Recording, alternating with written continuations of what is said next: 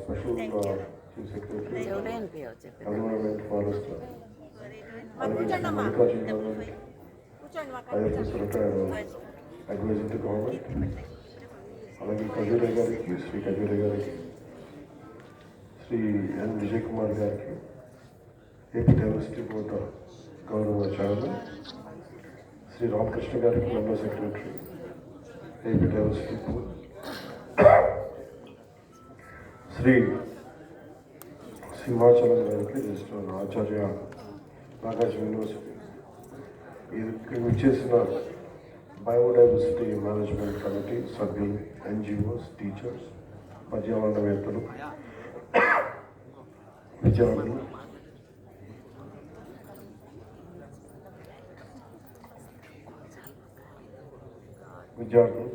అలాగే బాటనిస్టులకి నా హృదయపూర్వక నమస్కారం.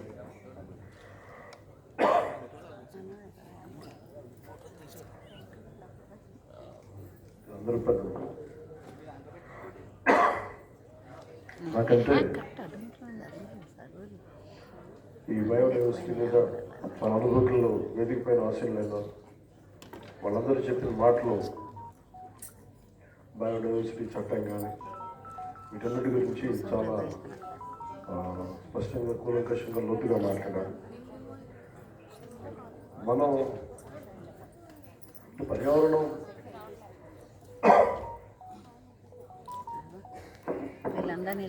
ఏముండదంటే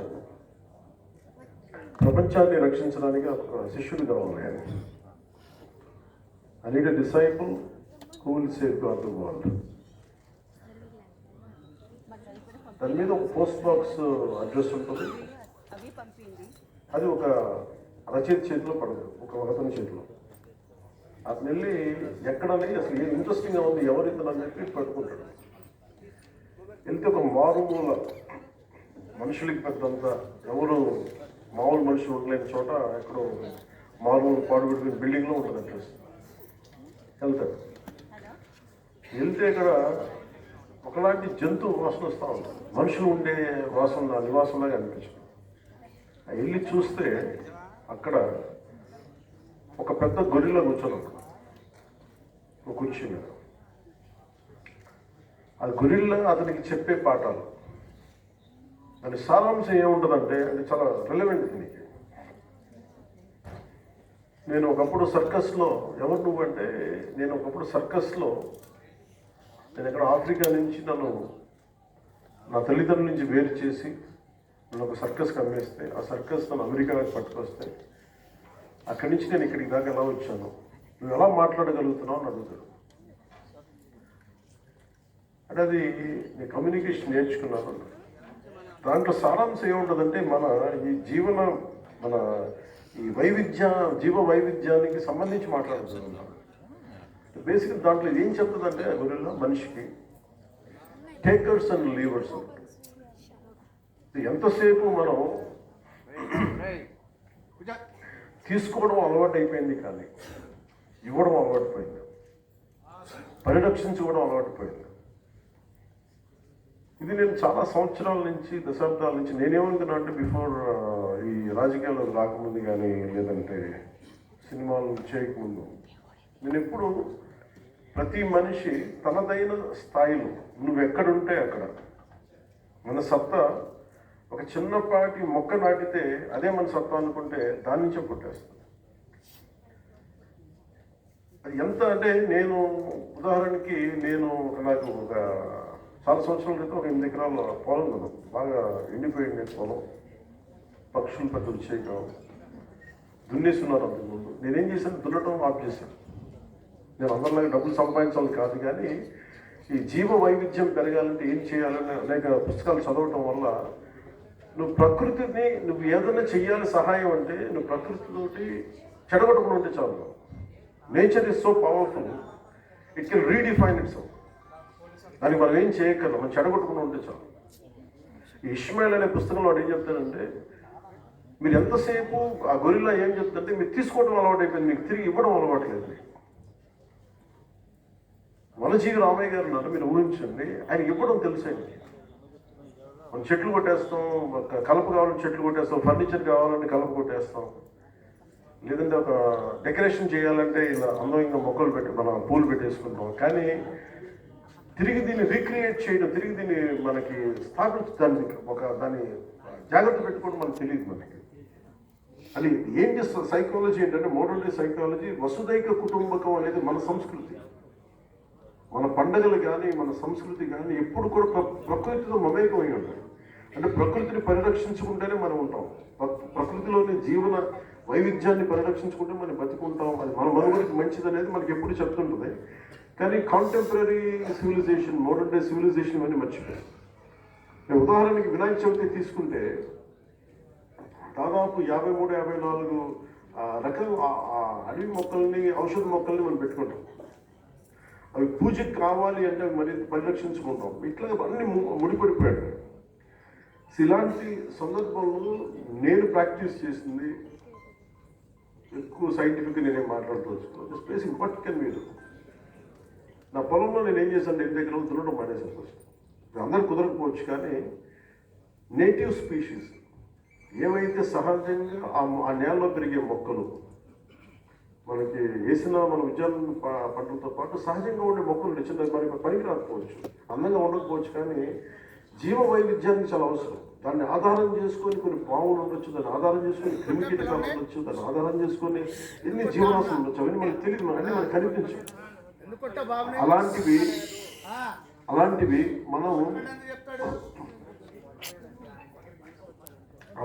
మనం ఇవన్నీ మీరు గొడవ పెట్టుకోవడానికి వస్తే బయటికి వెళ్ళిపోండమ్మా ప్లీజ్. గొడవ పెట్టుకోవడానికి వస్తే బయటికి వెళ్ళండి. తమాషాలు కాదు మీకు.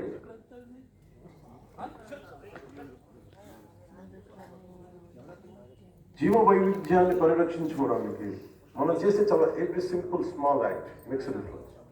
నేను 8 ఎకరాల్లో చేసింది, నేను రక్షించుకోవడం చిన్న చిన్న కుంటలు తవ్వాను, నీళ్లు తవ్వాను, చిన్న చిన్న నీళ్ళ కుంటలు తవ్వాను. అప్పుడు దాకా లేని ఆ చుట్టుపక్కల ఉండే కుందేళ్ళకి అది ఒక ఆసరా అయింది. అది నెమళ్ళ కోసం పాప ఎక్కడ వెళ్ళిపోతున్నాయి, అందరూ ఇల్లు కట్టేస్తామంటే నేను చిన్నపాటి ఫెన్సింగ్ వేసి ఒక గుబురుగా ఉన్న మొక్కలు పెడితే నెమళ్ళు వచ్చి అక్కడ ఉండి, అంటే జీవ వైవిధ్యం అంటే మనకున్న స్థాయిలో మనం ఎంత చేయగలం అనేది. అలాగే నాకున్న ఒక 1200-1300 గజాల ఇంట్లో స్థలం తక్కువ ఉండేది.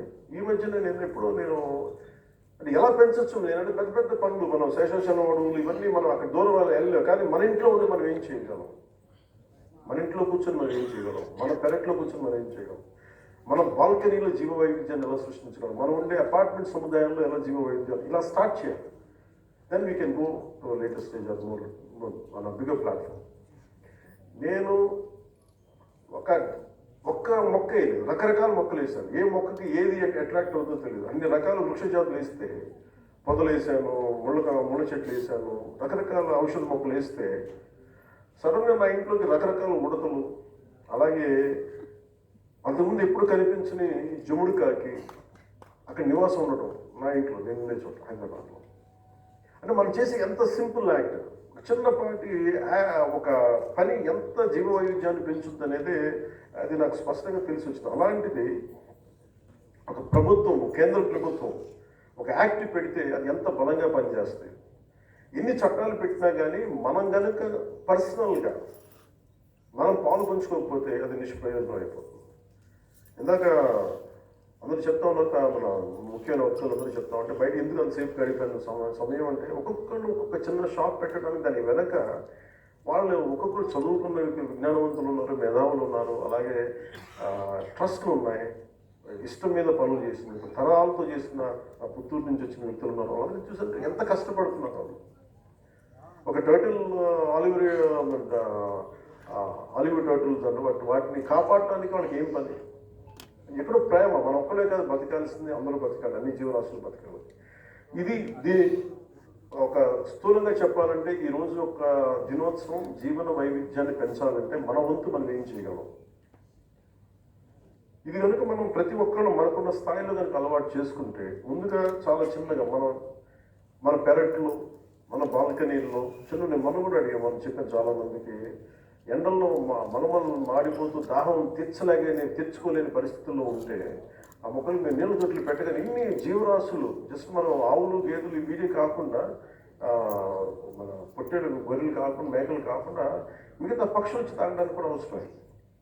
అలాగే మన మధ్యన నాకు నా దృష్టికి ఎవరో తీసుకొచ్చారంటే పాపం మేకలకి మన లేళ్ళకి ఇబ్బంది పడుతూ ఉన్నాయి, వాడికి నీళ్లు లేవంటే ఒక మాట చెప్తే పాపం వెంటనే వాడి కోసం నీటి తొట్టి కట్టి పెట్టగానే అవి బయటికి వెళ్ళి ప్లాస్టిక్ తింటాం అయిపోయింది తప్ప.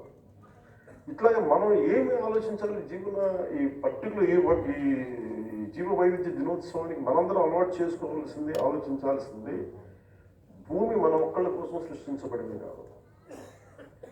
గజేంద్ర మోక్షం కూడా ఏనుగుని ముసలి పట్టేసుకుంటే దేవుడిని అడిగితే మొదలుపెట్టుకుంటే ఆ జీవిని కూడా రక్షించడానికి మహావిష్ణువు వచ్చినట్టు.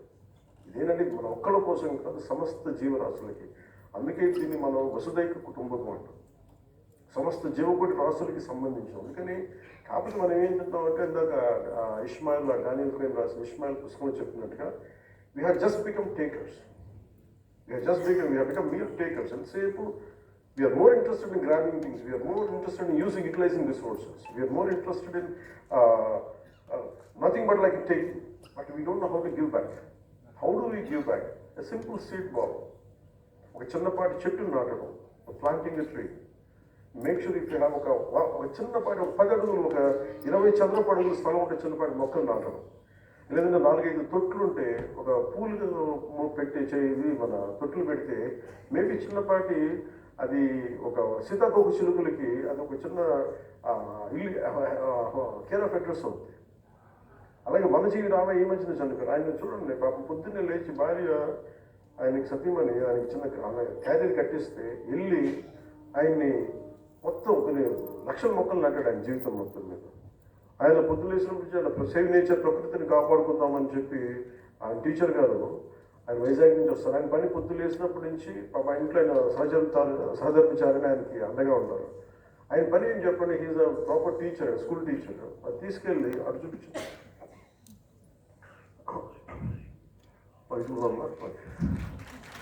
అని ఆయన శ్రమించిన పడతారు. చూసే వాళ్ళకి ఇది అర్థం కాదు, ఏంటో పట్టుకున్నాడు మొక్కలు వేసుకుని అనుకుంటాం. కానీ దాని వెనక ఎంత ప్రేమ ఉండాలి, ఎంత మీరు ఇట్లాంటి పైకి రాదు, మీలాంటి పైకి రావు.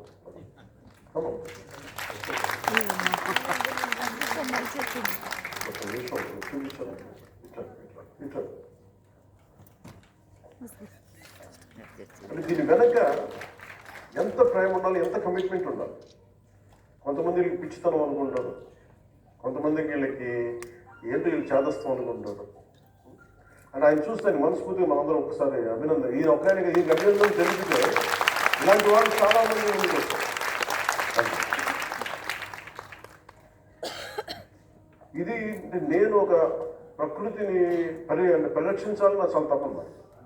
అంటే మీరు చూసారు ఈ మధ్యన ఒక అటవీ భూమిని ఆక్రమించుకునే వాళ్ళు, కానీ అసలు అడవి లేని భూమిలో అడవులు చెట్లు నాటాలి అనే మనస్తత్వం పోయింది మనకి. భూమి కనిపిస్తే ఆక్రమించుకుందాం, భూమి కనిపిస్తే నాకేమనిపిస్తుంది, వైవిధ్యం క్రియేట్ చేయాలనిపిస్తుంది. అది నా సొంత భూమి, నేను కొనుక్కున్న భూమి అయినా సరే. ఆయనకైతే పాపం సొంత భూమిలో కలిసి ఎక్కడో మనకు సంబంధం లేదు, అక్కడ కూర్చొని చెట్లు నాటుతారు. సీడ్ బాల్స్ అంటే కూర్చోబెట్టి ఆయన మాట్లాడుతూ ఉంటే ఒక 5,000 చెట్లు, 5,000 గింజల్ని మా మట్టిలో పెట్టి సీడ్ బాల్స్ రౌండ్ బాల్స్లో చేసి ఆ కైలాసగిరిలో ఒక 5,000 చెట్లు విసిరేయటం వర్షాకాలానికి. అంటే ప్రకృతిని మనం పరిరక్షించుకుంటేనే ప్రకృతి మనల్ని రక్షిస్తుంది. ధర్మం రక్షిత రక్షితారా అంటారు. అలాగే ప్రకృతిని మనం పరిరక్షించుకుంటే అది మనం పరిరక్షిస్తుంది. దీనికి ఉదాహరణకి మన అడవులు చాలా సహజంగా ఏర్పడ్డాయి. అంటే మొట్టమొదటిసారి ఒక సునామీ అలా కానీ ఒక తుఫాన్ కానీ వచ్చినప్పుడు ఇది ఫస్ట్ బ్యారియర్గా ఉపయోగపడదు మన తీర ప్రాంతంలో. అలాంటి మన అడవులు మనం వాడుకోం, వదిలేస్తాం, లేదంటే ధ్వంసం చేస్తాం. దానివల్ల ఏమైపోద్ది, అది దెబ్బతిని మన ఇంటిని రక్షిస్తుంది, మనం రక్షిస్తుంది. కానీ అలాంటి మన అడవులు కూడా విధ్వంసం చేసి ప్రకృతిని విధ్వంసం చేసే అంటే ఇది ఒకళ్ళు ఇద్దరని కాదు, సమస్త మానవ జాతి నాతో సహా అందరం కూడా దీన్ని కరెక్ట్ చేసుకోకపోతే ఎంతసేపు మనం దీన్ని ఇలాంటి నాకు ఇలాంటి ప్లాట్ఫామ్స్ మనల్ని కదిలించేలా ఉండాలి. ఎక్కడో నాకు చిన్నప్పుడు ఎప్పుడో ఒక నీడనిచ్చే చెట్టును కొట్టేశారు స్కూల్లో. ఒక గానుగ చెట్టు అందరికి నీడనిచ్చేది చెట్టు. చాలా మంది పిల్లలు ఉండేవాళ్ళు, భోజనాలు చేసేవాళ్ళు. మరి ఎందుకు ఒక రోజు కొట్టేశారు, ఇంకంతే. మళ్ళీ దాన్ని ఆధారం చేసుకున్న పక్షులు పోయినాయి, దాన్ని ఆధారం చేసుకుని నీడ పోయింది మా అందరికీ. నాకు ఎందుకు చిన్నప్పుడు స్కూల్లో జరిగిన సంఘటన మొక్కలు నాటాలి అనేది నాకు చాలా ఒక ఒక ఒక పిచ్చి అయిపోయింది. అది ఇది ఎందుకు మొక్కలు నాటి చేస్తే నేనే ఒకటే కదా, దాన్ని ఆధారం చేసుకుని ఎన్ని జీవరాశులు వస్తాయి. నేను చెప్పినట్టుగా మా ఇంట్లో మీరు హైదరాబాద్లో ఉంచుకుంటే కాంక్రీట్ జంగల్ అలాంటి చోట ఒక 30-40 చెట్లు నాటగానే ఒక హిమాలయన్ క్రో అంటారు, జముడికాయ కింద అది వచ్చేసింది. అక్కడ గుడ్లు పెడుతుంది, అది ఉంటుంది. అది కోకిళ్ళు వస్తాయి. అంటే ఎన్ని రకాలు, దాంతో సీతాకోచిలుకలు వస్తాయి, డిఫరెంట్ కైండ్స్ ఆఫ్ బర్డ్స్, క్రీపర్స్ని బేస్ చేసుకుని రకరకాల పురుగులు, క్రిమికీటకాలు, ఇవన్నీ కూడా మనం ఒక్కడే బతకడం కాదు, మిగతా వాళ్ళు బతకాలి, మిగతా జీవరాశులు బతకాలి అన్నదే దీని తాలూకు సారాంశం. ప్రత్యేకించి రోజు దీనికి శాస్త్రవేత్తలు కావాలి మనకి మాటలు చెప్పాలి. దీనికి మనందరం చదువుకొని మనం బాగుపడ్డామా పాడైపోయామంటే నాకు ఒకసారి అనిపిస్తే మన విజ్ఞానం మనకి అహంకారాన్ని ఇచ్చింది, ప్రకృతి మీద నిర్లక్ష్యాన్ని ఇచ్చింది, ప్రకృతి విధ్వంసానికి మనందరం తెలుసో తెలియకుండా మూలకారకులయ్యాం. అది మన అజ్ఞానం వల్ల కావచ్చు. కానీ ఈ రోజున అజ్ఞానం నుంచి బయటపడి మనందరి బాధ్యత, ఎవరు టేక్ ఇండివిజువల్ రెస్పాన్సిబిలిటీ. ఎవరిని ఒకరిని బ్లేమ్ చేయడం, ఆ పార్టీని బ్లేమ్ చేయడం, గవర్నమెంట్ బ్లేమ్ చేయడం, ఇట్స్ కలెక్టివ్ రెస్పాన్సిబిలిటీ. ఆ కలెక్టివ్ రెస్పాన్సిబిలిటీ కోసం ఈ రోజున దాన్ని సెన్సిటైజ్ చేయడానికి ఈరోజు మీ అందరినీ ఈరోజు పంచుకోవడానికి మూల కారణమైంది. మన సంస్కృతులు ఏంటంటే, ఈ సనాతన ధర్మ సంస్కృతులు ఏంటంటే దీనికోసం ప్రత్యేకించి పశ్చిమ దేశాల నుంచి చెప్పాల్సిన అవసరం లేదు. ఇది మనం ముందుగానే అర్థం చేసుకున్నాం. అందుకనే వసుదైక కుటుంబకం అనే పదాన్ని వాడాం మనం. ఈ భావనని మనం ఏం చేసామంటే, వసుదైక కుటుంబం అంటే మన మనుషులు అనుకున్నాం. మన మనుషులు ఒకరికి కాదు, ఇది ప్రతి చెట్టు, పక్షి, జంతువు, పురుగులు, నదులు, కొండలు, సముద్రాలు, గాలి, నీరు, భూమి అన్నింటికి వర్తిస్తుంది. ఉదాహరణకి చెంచులు ఎంత దీన్ని బాగా పాడతారంటే, అది దీన్ని అర్థం చేసుకున్నారంటే, ఆ లీవర్స్ అండ్ టేకర్స్ ఉంటాం కదా. టేకర్ అనేవాడు నాకు అడిగి చూడగానే చాలా మంది మనం కలుపుని చెట్లు కొట్టేద్దాం. పచ్చని చెట్టు ఎదగడానికి 4 దశాబ్దాలు పడదు. దాన్ని కూల్ చేయడానికి 4 నిమిషాలు కూడా పడుతుంది. దాన్ని కరెక్ట్గా రంపం పెట్టుకొస్తే 4 నిమిషాలు పడుతుంది. కానీ 4 దశాబ్దాలు పడుతుంది ఆ స్థాయి మాను రావాలంటే. ఎంత బాధ కలిగిస్తుంది. దాన్ని ఆధారం చేసుకుని ఎన్ని పక్షులు, ఎన్ని గూళ్ళు, ఎన్ని కళలు చెదిరిపోతాయి, ఎంతమంది పక్షులు గుడ్లు పాడైపోతాయి. మనం ఇట్లా ఊహించుకుంటే మనం ఎంత ద్రోహం చేస్తాం ప్రకృతి. అందుకని రీప్లేస్మెంట్ లేకుండా, సస్టైనబిలిటీ లేకుండా, అంటే తిరిగి ఒక చెట్టు నాటి దానికి 10 చెట్లు ముందే నాటగలగాలి. మనకి ఓకే 10 సంవత్సరాల తర్వాత మన నాగరికత ఏం చేస్తాం, మనకు అవసరాలు తప్ప మనం ఆఫ్ చేసుకోవాలి. కానీ మన అవసరానికి 10 సంవత్సరాల తర్వాత కొడతాం అనుకున్నప్పుడు ఇంకో 10 చెట్లు ముందే నాటు ఉంచితే maybe that's all sustainable way of living అంటాం. సో ఇట్లాంటివన్నీ చేసుకోవడానికే ఇలాంటి దినోత్సవాలు మనకి పనిచేస్తాయి. అందుకని మన పూర్వీకులు ఈ భావాన్ని చాలా సహజంగా అర్థం చేసుకున్నారు. వాళ్ళు చెట్లను పూజిస్తారు, నదుల్ని దేవతలుగా భావించేవారు, జంతువుల్ని జీవన భాగస్వాములుగా చూసేవారు. కానీ ఇప్పుడు అడవులు తరుగుదల, జంతు జాతులు అంతరించిపోవటం, కాలుష్యం పెరగటం మనం చూస్తూ ఉన్నాం. ఇది కేవలం ఒక పర్యావరణ సమస్య పరిష్కారమే కాదు, మన సాంస్కృతిక, ఆధ్యాత్మిక విలువల నుండి మనం దూరం అవుతున్నాం అని చాలా బలమైన సంకేతం. మనందరం ఇది ఫ్యాషన్ అనుకుంటాం. సనాతన ధర్మం అంటే నేను కూర్చోబెడితే మతం కాదు అది. అంటే మన విలువల్ని, మన సాంస్కృతిక, మన ఆధ్యాత్మిక విలువల్ని, మన ప్రకృతితో మమేకమైన జీవన విధానం ఇది. ఇది అమెరికాలో ఒక సియోక్స్ చీఫ్ అమెరికన్ ప్రెసిడెంట్ ఒక లెటర్ రాస్తాడు.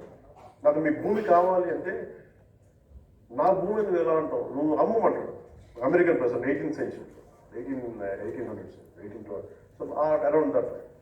అడిగితే ఆ సియోక్స్ చీఫ్ అంటాడు, రెడ్డియన్ చీఫ్, ఇది నాది కాని భూమి నేను ఎలా అమ్మను అంటాడు.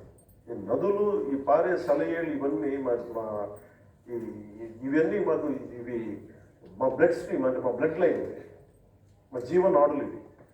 అలాగే కనిపించే జంతు జాలాలన్నీ మా అన్నదమ్ములు, ఎగిరే మన పక్షులన్నీ మా అక్కచెల్లెళ్ళు, ఈ కొండలు మా పూర్వీకులు, ఈ గాలి ఇది మాకు కనిపించని భగవంతుడు. వీటిని మేము ఎలా అమ్ముతాం కనుక ఈ జ్ఞానం మనం కోల్పోయి బట్టి మన అభివృద్ధి పేరు మీద, నాగరికత పేరు మీద ఈ జ్ఞానాన్ని మనం కోల్పోయాం. తిరిగి మనం కొత్తగా ఏం చేయట్లేదు. We're going back to our own roots, going back to our own old values. అందుకని ఇవన్నీ కూడా ప్రమాదకరమైనది ఏంటంటే ఏదో ఒక ప్రభుత్వాలు వస్తాయి, ఒక ముఖ్యమంత్రి చేస్తారు, ఒక డిప్యూటీ ముఖ్యమంత్రి చేస్తారు, ప్రధానమంత్రి చేస్తారు, మన చాలామంది ఎన్జిఓలు చేస్తారు కదా. It is every individuals responsibility. అందుకని దీంట్లో మనందరం కలిసి ఒక మాట ఒక దారిలో నడిస్తే చిన్న చిన్న మార్పులే కావచ్చు. Very simple.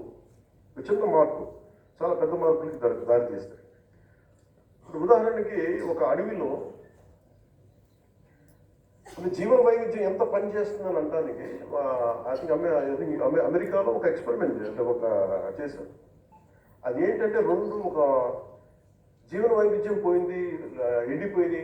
అంటే ఒకటే స్పీషీస్ని పెట్టారు, మొత్తం ఎండిపోతూ ఉంది, గడ్డిపోతూ ఉంది, అయిపోతే 2 తోడేళ్ళు వదిలేరు. వన్ పర్టికులర్ కైండ్ ఆఫ్ ఆ ప్రాంతానికి అంతరించిపోయిన 2 తోడేళ్ళు వదలగానే అక్కడ మన నదులు ఎండిపోయినాయి, సెలయేళ్ళు ఎండిపోయినాయి. అవి 2 వదలగానే ఆ 2 ఏం చేసి అత్యధికంగా తింటున్న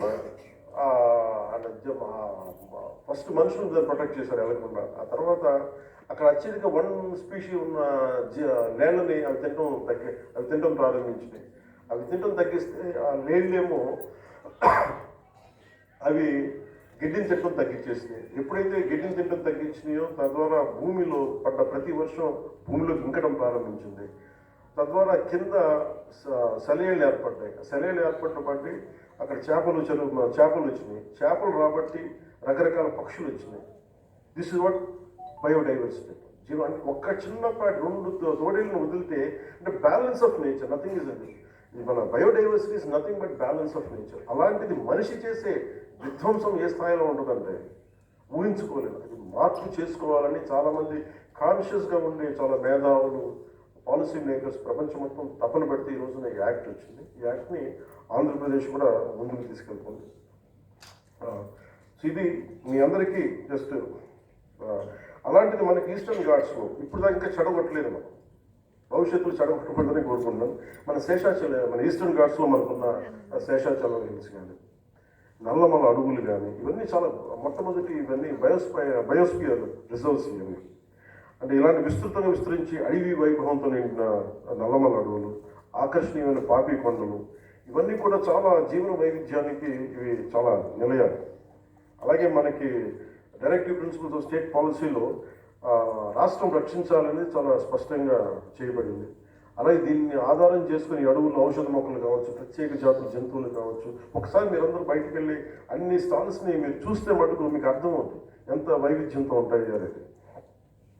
అంటే ఒక నియంత్రణ లేకుండా అడవుల్ని నాశనం చేసేస్తుంటాం. అలాగే ఒకటి సింగిల్ ప్లాంటేషన్, ఎంతసేపు యూకలిప్టస్, కోనా కార్పస్ని పెడతా ఉంటాం. కోనా కార్పస్ని పెట్టకుండా దీన్ని కూర్చోబెట్టి అది ఎక్కడ విదేశాల నుంచి వచ్చిన, మలేషియా నుంచి వచ్చిన మొక్క అది.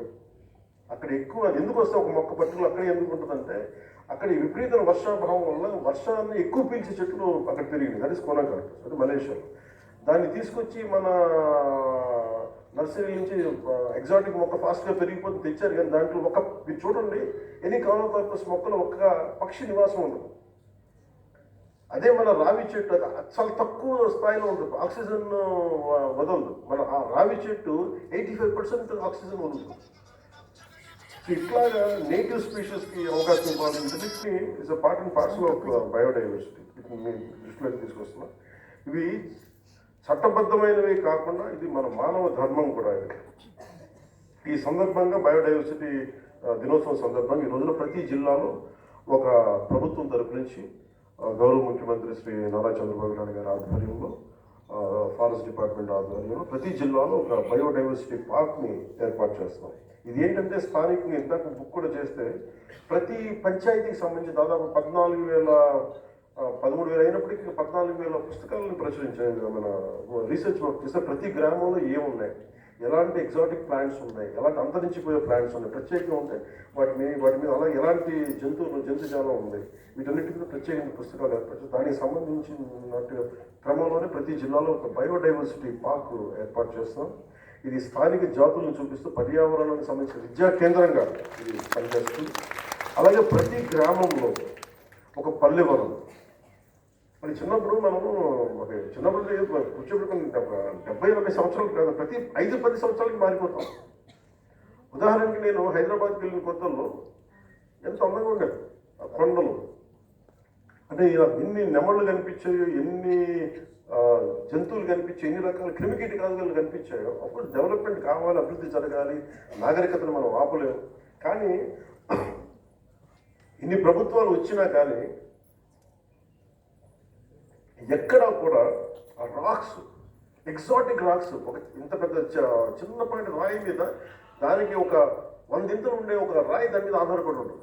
ఇలాంటి ఎక్కడ కూడా మన అభివృద్ధి పేరు మీద మనం స్థలాలు అందరికీ ఇచ్చేసాం. కానీ ఒక 100 ఎకరాలు కనీసం ఈ బయోడైవర్సిటీ కోసం కాపాడాలి అన్నది ఆ ప్రభుత్వానికి లేకుండా పోయింది.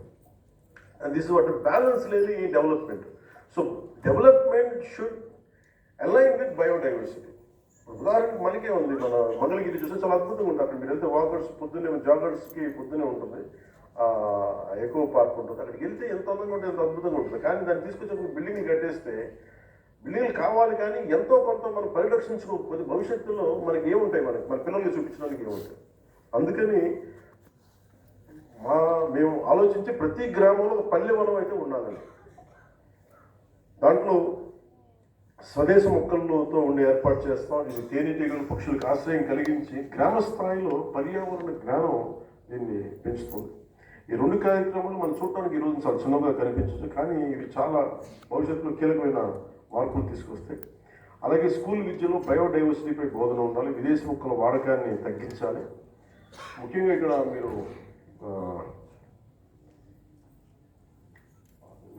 కడియం నుంచి మీరు అందరూ కొంతమంది వచ్చారు కాబట్టి మీరు నేను అనేది ఏంటంటే, మీరు నర్సరీలు మీరు డెవలప్ చేసేటప్పుడు సాధ్యమైనంత మేరకు మీరు పర్యావరణ శాఖ దగ్గర నుంచి, అటవీ శాఖ దగ్గర నుంచి మీరు దయచేసి గైడెన్స్ తీసుకోండి. ఎందుకంటే మీరు మొన్న కూడా నాకు పంపించారు, మీరు కోనా కార్పొరేషన్ వదిలేయమని ఇంకో సంవత్సరం. మీరు దానికి జరిగే డ్యామేజ్కి లాభాలు వస్తుండొచ్చేమో, కానీ ప్రకృతికి చాలా చాలా, రాష్ట్రానికి చాలా హాని కలుగుతూ ఉంది. అందుకే దయచేసి మన అప్పీల్, నా రిక్వెస్ట్ ఏంటి, నేను మిమ్మల్ని అందరినీ అర్థం చేసుకొని దీన్ని అప్లై చేయమంటాను తప్ప మొండిగాను బండగా కూర్చోబెట్టి ఆ చట్టాలను అమలు చేయడానికి మీరు మనసు మారి ఇలాంటి డిస్కరేజ్ చేయండి దయచేసి. కోనా కార్పస్ లాంటి మీరు కూర్చొని, మీరు ప్రకృతి మొక్క మీద బతికే మీరు, ఒక మొక్క వేస్తే మీరు బతికే మీరు కూర్చోబెట్టి అసలు పక్షులు గూడు కట్టలేని చెట్లని మీరు దీన్ని ముందుకు తీసుకెళ్తే ఎలాగన్నది ఒకసారి కడియం నర్సరీ వ్యవస్థాపకులు ప్రతి ఒక్కరు కూడా దీన్ని ఆలోచించి దయచేసి అలాంటి, ఎందుకంటే మీరు దేశానికి మీ తలమానికం ఇది. సో మీరు అలాంటి కడియం నర్సరీ అందరూ కూడా మీరు స్థాపించే ఓనర్స్ అందరూ కూడా దీన్ని కొంచెం దృష్టి పెట్టండి. అలాగే ఈ 2 ఇందాక చేసిన బయోడైవర్సిటీ పార్క్ ప్రతి జిల్లాలో, అలాగే ప్రతి గ్రామంలో పల్లె వనం, ఈ 2 కార్యక్రమాలు చాలా చిన్నగా కనిపించడం చాలా బలమైన మార్పులు తీసుకొస్తాయి. అలాగే ప్రతి పౌరుడు కూడా ప్రకృతి రక్షకుడిగా మారాలి. నేను నిజంగా పాలిటిక్స్లోకి రాకుండా నేను ఏమనుకున్నానంటే, నా లైఫ్లో కనీసం 10,000 మొక్కలు నాటడం, మిగతా పనులు చేసుకుంటాను. అలాగే ప్రతి ఒక్కరు ఏదో ఒక టార్గెట్ పెట్టుకోండి. చాలామందికి 1000 కోట్లు డబ్బులు సంపాదించాలి, 1 లక్ష కోట్లు ఉండాలి, 100 ఎకరాలు కావాలంటారు. మీరు కనీసం 100 మొక్కలు నాటాలనుకోండి మీ జీవితం. It is start with that. ఎందుకంటే ఇప్పుడు స్టార్ట్ చేస్తే తప్ప, ఇక్కడున్న బాబు కానీ ఇక్కడున్న బాబు కానీ మీరు ఇప్పుడు స్టార్ట్ చేస్తే ఇంకో 10 సంవత్సరాల కానీ దానికి రాదు. అందుకని మీరు దాన్ని మీరున్నది ఒక వనంలా తయారు చేసుకోండి. అది చిన్నది కావచ్చు, పెద్దది కావచ్చు. మీకు ఇంతే స్థలం ఉంటే 10 పూల మొక్కలు వేయండి. You'll see at least butterflies. So వీరన్నింటినీ మీ దృష్టిలో తీసుకొస్తాం. సో మనందరం ఒక కృతజ్ఞతా భావంతో మనం ముందుకు సాగడం. మన భూమిని, మన మాతృభూమిని, మన భూమిని, మన జీవ వైవిధ్యాన్ని, మన భవిష్యత్తుని సంరక్షించుకుందామని మనస్ఫూర్తిగా తెలియజేసుకుంటూ జయవాదులు, జయ. ధన్యవాదాలు. కార్యక్రమాన్ని ఉద్దేశించి ప్రసంగాన్ని అందించినటువంటి గౌరవ ఉప ముఖ్యమంత్రి వారికి సందర్భంగా ప్రత్యేకమైనటువంటి ధన్యవాదాలు తెలియజేస్తూ ఉన్నాము. Andhra Pradesh state board biodiversity Amaravati వారి చేతుల మీదుగా మెమోటోని అందిస్తున్నారు.